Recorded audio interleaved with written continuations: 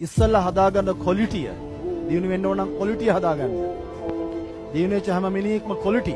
උණුහරප නැවුල්නග. උන් කැපකිරීම කරනවා. උන් ජීවිතේ දිනන උත්සාහ කරන දුක දැනෙනවා.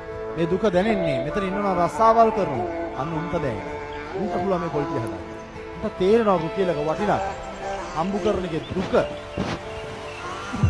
අන්නේම දුක් විඳිනුම් තමයි පුතා ජීවිතේ ඉස්සරහට යන්නේ. උඹලා මතක තියාගන්න උඹලා ප්‍රථම රස්සාව කරපන්. ෆස්ට් ජොබ් එක කරපන්. කීයක් කරේ හොයාගන්න විතරයි. වහල්ලු වෙන්න එපා රස්සාවල් කරලා.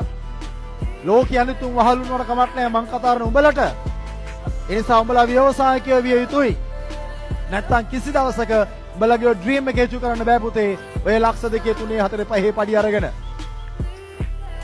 මම කරා නම් ඔයාට කරන්න බැරියයි. If I do then why can't you? If I can why can't you?